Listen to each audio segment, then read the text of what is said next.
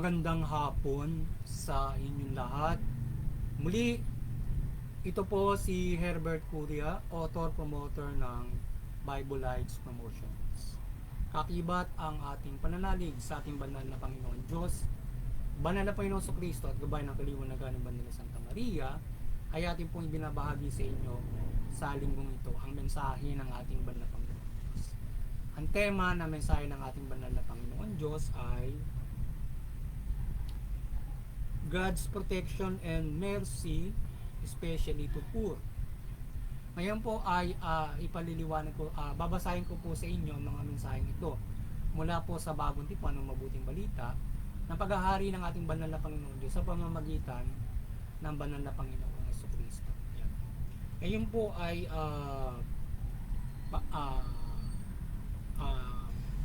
babasahin ko sa inyo ang mga mensaheng ito mula po dito sa Bagong Tipan. At ayon po dito kay Apostol San Lucas Kabanata 6, talatang 36. Ito po yung mensahe.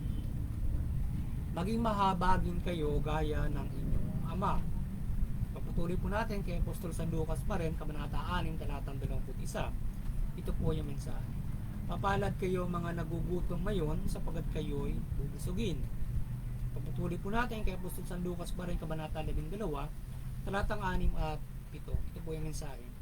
Hindi ba ipinagbibili sa halagang 2 pera lamang ang 5 maya? Kayo man kahit isa sa kanila hindi pinababayaan ng Diyos. Maging ang buhok ninyo bilang na lahat. Kaya huwag kayong matakot, higit kayong mahalaga kaysa maraming maya. Ipapatuloy po natin kay Apostol San Lucas Kabanata 21, talatang 33. Ito po yung mensahe. Mawawala ang langit at ang lupa, ngunit ang mga salita ko hindi magkakabula. Pagpatuloy po natin kay Apostol San Lucas Kabanata 21, talatang 36. Ito po ang mensahe. Kaya't maging handa kayo sa lahat ng oras at manalangin lagi na magkaroon ng lakas upang makaligtas sa lahat ng mangyayaring ito at makaharap sa anak ng tao. Pagpatuloy po natin kay Apostol San Lucas Kabanata 22, talatang 43. Ito po ang mensahe. Napakita sa kanyang isang anghel mula sa langit at pinalakas ang loob niya. Pagpatuloy po natin sa mga taga Roma, Kabanata 16, talatang 20. Ito po ang mensahe.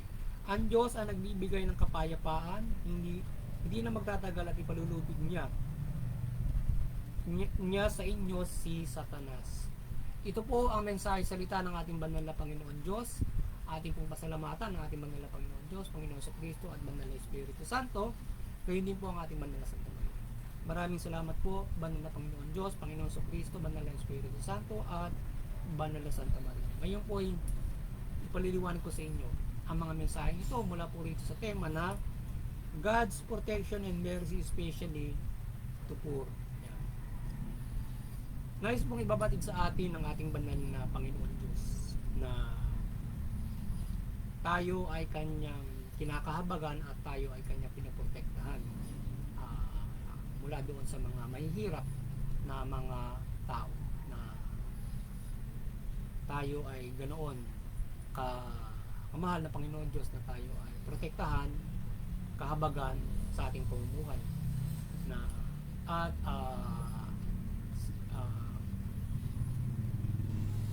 yung mga mahihirap ay hindi tayo pinababayaan ng Panginoon Diyos.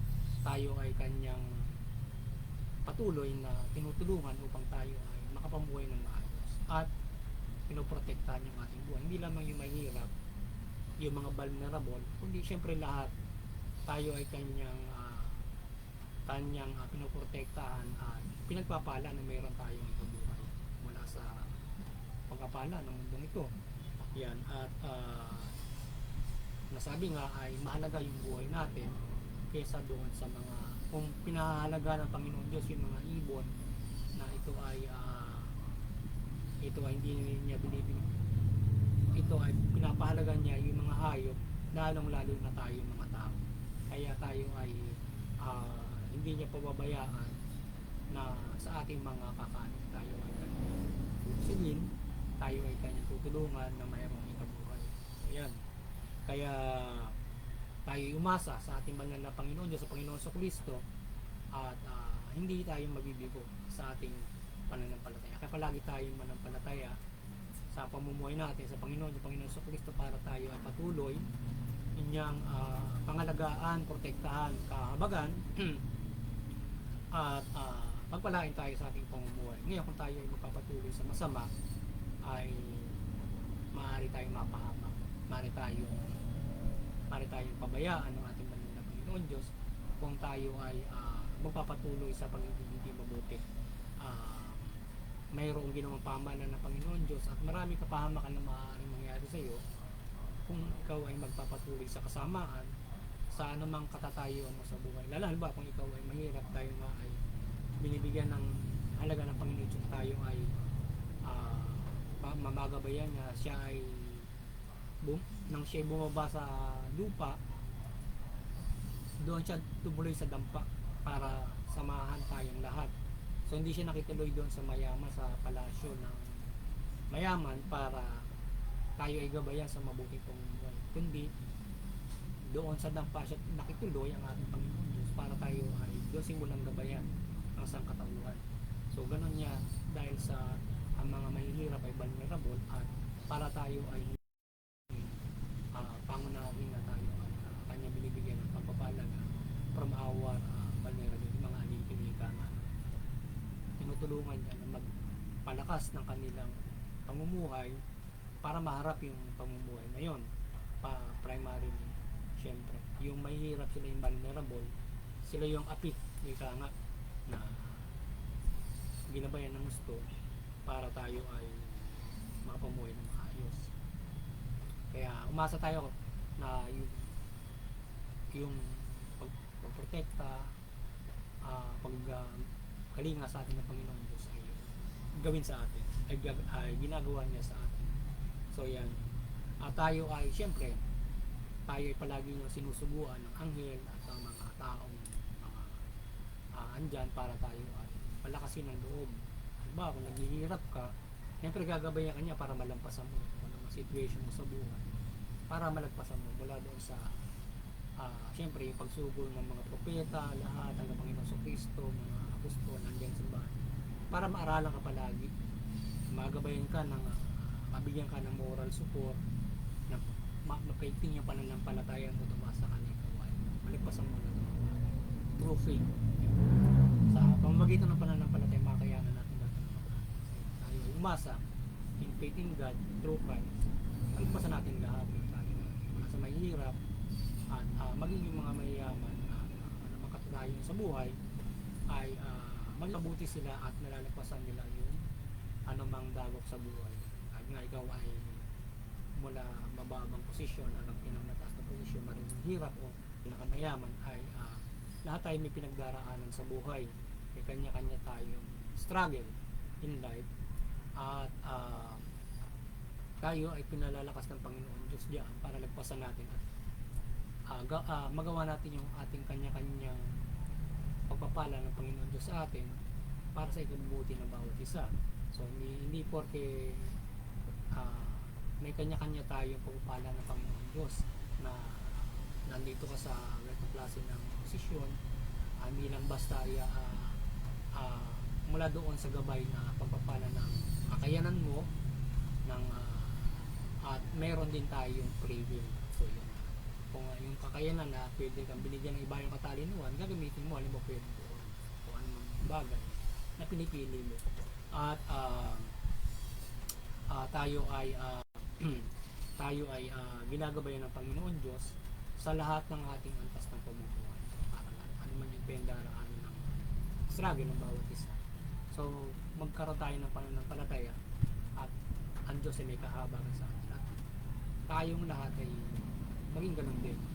So tayo ay maging mahabag din sa kapwa-tao natin at tumutulong din tayo dapat sa ating kapwa, sapagkat tayo naman lahat ay tinutulungan ng ating banal na Panginoon Diyos sa ating pamumuhay, kung ano man yung ating nais na marating. So kaya yung pagtutulungan ay yung pagtutulungan natin ay isang mahalagang bagay para maipaabot ng Panginoon Diyos yung tulong niya sa iba't ibang mga tao. Sa bawat isa nagtutulungan tayo, aside from syempre iba't ibang gagawin ng Panginoon Diyos kung paano ka matutulungan niya para mapaunlad ng aside from that na syempre may practicality, di ba?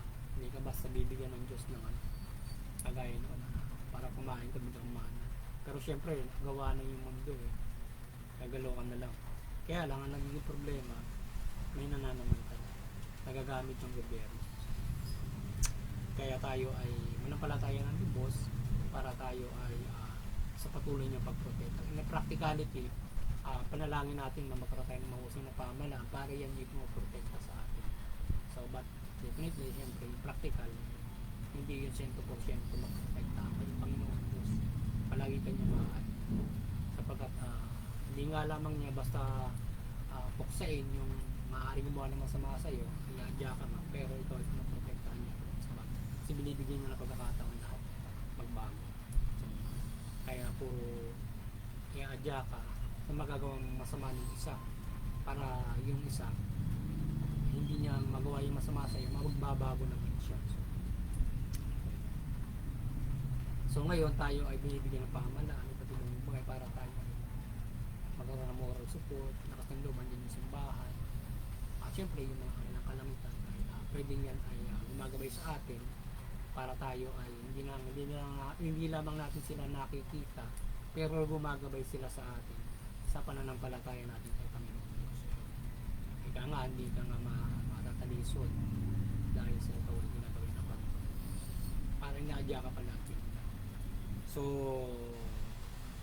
at dahil sa pagprotekta sa atin ng Panginoon, maski si Satanas ay pasusukuin niya sa atin. O tayo ay siyang kakibat tayo para pasukuin sa Satanas para pairalin yung mundo.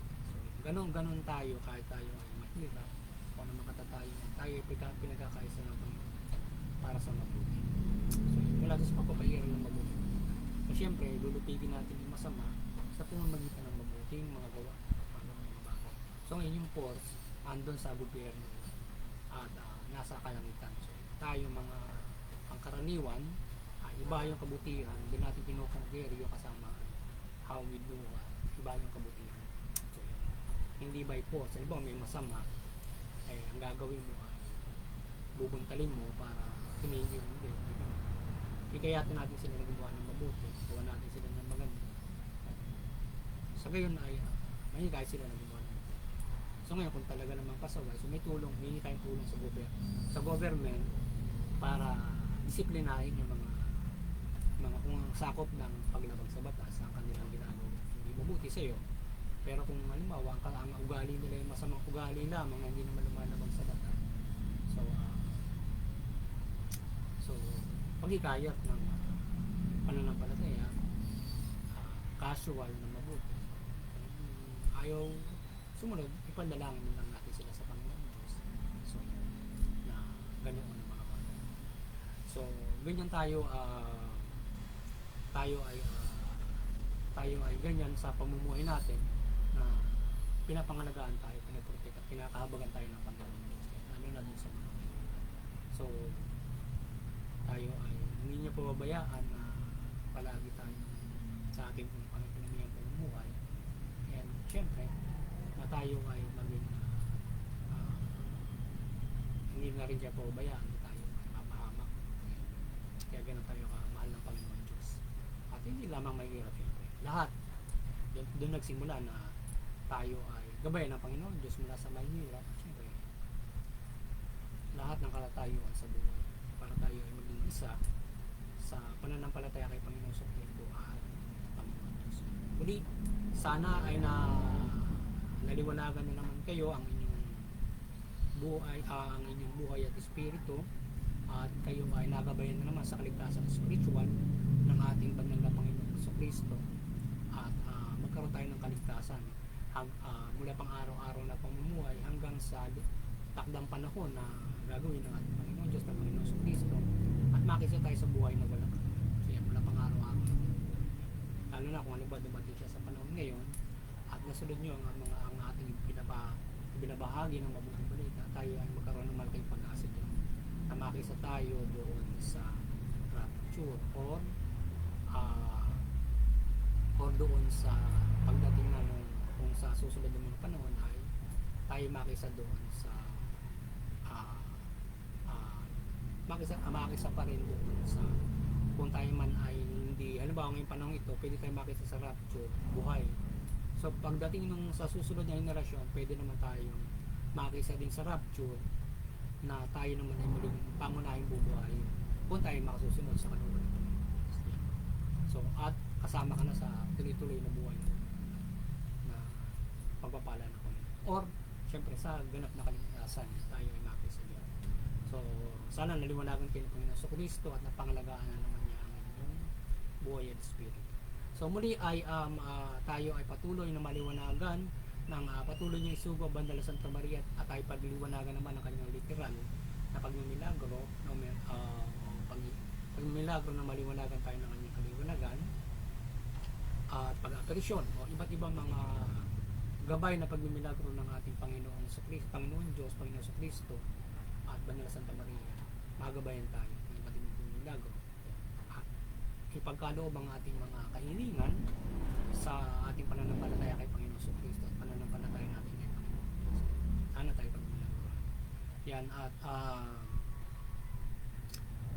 kayo ay patuloy na mahikayat ng ating pagbabahagi ng mabuting balita at talimain ng mabuting balita. So, bago sa higit sa lahat ay ang inyong pakikinig ay ito ay inyo nang talimain upang kayo ay magkaroon ng kaligtasang spiritual. At sana tayo ay gawin para lalong ligting ang inyong pananampalataya at pagsunod sa pagtalima ng mabuting balita sa ating pagbabahagi. Higit sa lahat ay syempre yung ating paigtingin natin to sa magpito ng ating pakikinig. So yan. Muli doon naman sa interpetuity, doon sa bawat mga relihiyon, lalo na sa mga Kristiyanong relihiyon, iba't ibang relihiyon, iba't ibang denomination ng Christians, magkaisa tayo sa interpetuity at unawain natin yung ating mga pananampalataya para hindi tayo magkaroon ng hindi pagkakaunawaan, nauuwi sa mga sigalutan, karahasan, lalo na digmaan. Bagkus ay kung tayo magkakaisa sa interpetuity, mag-uunawaan tayo, magpapairal tayo ng pagkakaisa, kapayapaan, pagtutulungan, pagmamahal at iba't ibang mga mabubuting aral ng ating mga reliyon. Yan. At makagabay tayo sa bawat family, community, bansa, mundo, at lalong-lalo na doon sa mga pamahalaan sa pagpapairal ito ng pamamahala, lalo na karapatan na doon nandoon yung pagpapairal ng pamahalaan ng legalidad sa bawat mga relihiyon na ito ay kung paano ito malayang makapagsasapraktika ng kanilang pananampalataya. So magabay natin sila at ito ay maging barrier din para hindi yung legal, para hindi maiwasan na yung bawat mga reliyon ay magkaroon ng pagtatalo na uwi sa paglabag sa batas. Yan. O marahas kaya magiging yung pagpapahila ng kapayapaan ng legality ay malaking bagay din makatulong. Patigit sa lahat ay syempre yung divine, even though yung pamahalaan kasama rin sa divinity ng Panginoon Diyos, pero yung higit sa lahat ay yung gabay ng Panginoon Diyos ng kapayapaan makapagpahira sa atin lahat. At sa CBCP and Vatican Church, sana patuloy kayo maliwanagan po kayo na maliwanagan ni Banda de Santa Maria at patuloy po ninyo pagbuklurin ang sangkatawan sa pananampalataya kay Panginoon Diyos malaki Panginoon sa Kristo at pagbuklurin. Sa ating muling kakayanan, patuloy tayong maasa na gabayan tayo ng Panginoon Diyos, Panginoon sa Kristo ng Espiritu Santo, na kanyang iba't ibang mga na kanyang kapangyarihan at iba't ibang pagmimilagro. Mula kay Banda de Santa Maria na pagliwanagan niya tayo, pagmamahalaan, palagi niya isugo na tulungan tayo sa ating pagbabahagi ng mabuting balita na tayo gabay ng kaliwanagan Big Mother Mary. At iba't iba niyang pagmimilagro, magiging mga anghel ng kalangitan na isugo niya para tayo ay gabayan at tulungan sa pagbabahagi ng mabuting balita. At lalong-lalo na sa paggabay sa pamahalaan na ito ay yung pamahalaan ay magabayan at maliwanagan ng mabuting balita at ng banal na Panginoon Diyos ng Banal na Santa Maria na ang Panginoon sa Kristo na ito'y maliwanagan na mamahala ng mabuti matuwid at ito ay sumunod sa mapairal ng karapatan ng tao, patas na hustisya. Sa gayon ay makikinabang yung mamamayan sa kanilang pamamahala. Kaya yung ating mga kapamalaan ay mamahala ng mabuti at matuwid. Sa gayon makikinabang ang inyong mamamayan at makapamumuhay sila ng ayon sa karapatan at higit sa lahat makakapanampalataya sila sa Panginoon Diyos mula sa Panginoon Kristo. Muli, sana patuloy tayong pagpalain, protektahan ng Panginoon Diyos at sama-sama tayong mamuhay sa mabuting balita. At patuloy na ating hinihikayat ang sangkatauhan, bawat mga bansa, ang lahat na bawat kapamalaan, tayo ay sama-sama magpuri at magpasalamat sa Panginoon Diyos sa ating pang-araw-araw na pamumuhay. Muli, magandang hapon sa inyo lahat.